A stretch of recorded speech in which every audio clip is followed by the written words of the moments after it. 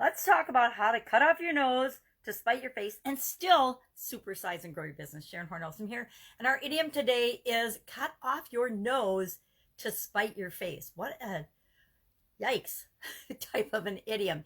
It means, of course, to hurt yourself out of anger, toward another person, to be so mad and so upset and so freaked out about something that you actually cause damage to yourself. Now, damage and mistakes. I like to think of it as when we make mistakes or when we overreact, when we make rash choices and rash decisions that we then have to live with the consequences. Guess what? As business owners and business builders, we always have to live with the consequences of the choices and the things and the decisions that we make.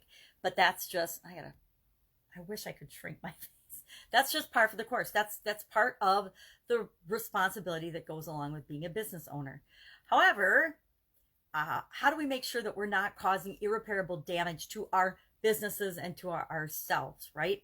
This idiom is actually very, very old. It's from the 1200s. It was in Latin in the actual 1200s. Back in the 12th century, it became popular. And it actually had to do with people thought and believed that if they cut off their nose, their face would be ugly. And pious women that were nuns, actually, and saints, Saint Eusebia, Saint Abba, Saint Margaret of Hungary, and Saint Oda of Hainault or Hainault or something, actually cut off their noses. They had no noses because they thought it would protect their virginity. Now, I don't know very many people that will go to that far an extent, but that's where the idiom and that's where the saying actually comes from. Now, I thought about this. I thought, have I done things like that, irreparable damage to myself or to my my businesses or to my relationships? And I suppose in some instances I have, not out of anger as much as, although who hasn't gotten in an argument or a discussion or a fight or said something that they wish they could have taken back in a moment of anger or passion. But I have definitely let businesses go that after the fact I've said, oh, I let that go too soon. I probably shouldn't have done that. I've ended relationships. How many people have ended a relationship before the other person can break up with somebody before they can break up with you? And then you find out that they were the love of your life. I don't know if that's happened to anyone. You might sell an investment and you think that the timing wasn't right for that you sold it too soon or you held on to it too long or whatever. With investments, there's that regret and excitement thing going on all the time.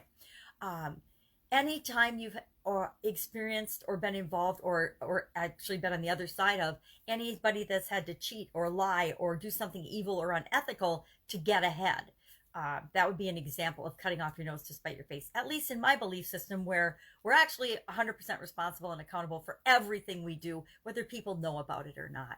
I used to tell my kids when they were growing up, have fun, but don't do things that will cause irreparable damage to yourself, to your body, your health, meaning don't do drugs, don't drink alcohol, a ton of it, don't drive too fast, don't get in accidents, don't do daredevil things that could actually get you killed. That, to me, being physically impaired or killed would be irreparable damage in the instance of raising kids. Same is true of our business. Doesn't mean we're not going to make mistakes, right? Everybody makes mistakes. We actually learn way more from our mistakes than we do from the things that go right the first time. That's how we build and supersize and grow our businesses.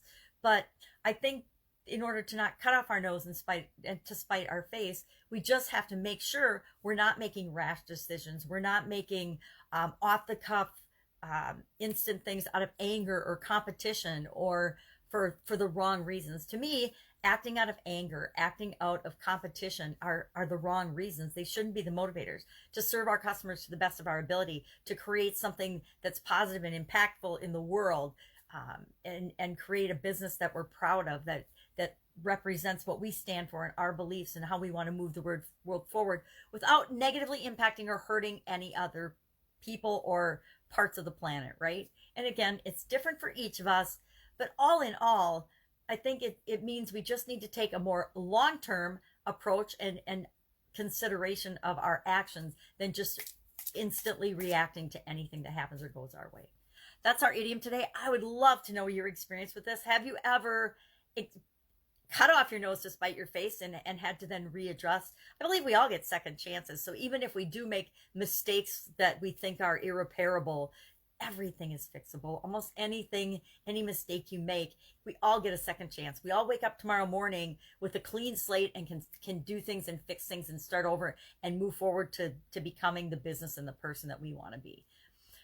But I'd like to know your experience with this. Have you ever done that? Have you ever done anything where you're just whacking yourself in the head and saying, oh my God, I found this situation, I reacted immediately, and it's ended up severing the relationship once and for all. I mean, families are actually, it reminds me of the Civil War a little bit. They're arguing to the point of their ending relationships and friendships over politics. And to me, that's just ridiculous. The people in our lives are much more important than disagreement over things as silly as politics. So curious, how is it going for you? Share in the comments below any experience you have with cutting off your nose to spite your face or seeing other people do it. I think we see it in other people more than we ever see it in ourselves. That's true of us individually as well as in our businesses. Have an awesome day. I will be with you tomorrow with another interesting idiom. What does it mean? Where does it come from? And how can you use it to grow and build your business right now?